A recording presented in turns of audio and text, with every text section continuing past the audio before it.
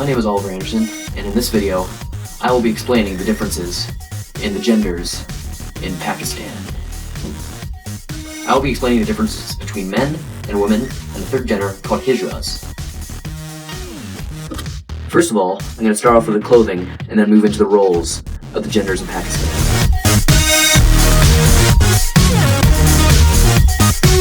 So right now, I'm wearing the traditional women's clothing in Pakistan. This is called an niqab, which is known as hood, and it is commonly in black, but I couldn't find a black scarf, so I'm using a white scarf. And this is called an abaya, which is known as cloak, and these are usually in black, or brown or white. So this is the traditional headdress of men in Pakistan.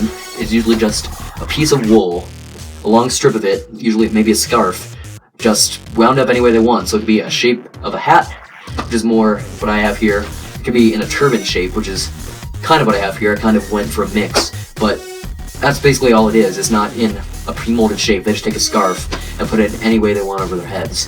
And this is one of the common designs, which is kind of a mix between a turban and a hat.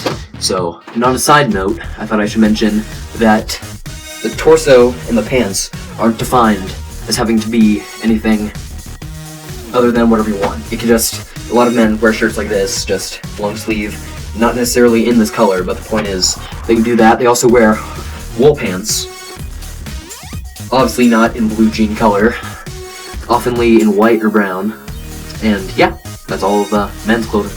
Let's talk about the actual roles in Pakistan. Now let's talk about the women's roles in Pakistan.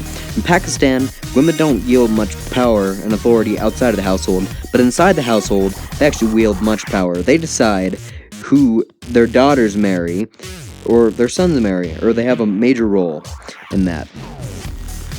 They also weren't allowed to go to school before the time of Malala Yousafzai, but that changed. In public, women weren't allowed to go without a man because it just wasn't allowed. The average woman in Pakistan married around the age 15. Women's reputations could easily be destroyed if word got out that they were promiscuous, or if they were cheating. This is Malala Yousafzai, who was shot standing up for the right for women to go to school. Women generally don't work outside of the home. Here is a stereotypical picture of a man in Pakistan. As expected, men provide for the family, and yeah, they do jobs outside of the home as opposed to women, and they are allowed to go in public, showing their faces. Men, in all time, were allowed to get education, unlike women before the time of Malala Yousafzai. Sexuality in Pakistan is kind of weird. The only way that you're considered a homosexual is if you actually call yourself a homosexual, which is forbidden under Islam. So technically, if you're caught, quote-unquote, doing a man, that doesn't make you a homosexual. There is also a lot of PDA between men in culture. So, a man may kiss another man out of the blue. Now, let's talk about hijras. These are basically converts from gender. Many people believe these people switched because they wanted to escape the hardships of being the other gender, but this is just because they're uncomfortable with their own bodies. So now, I have a question for you.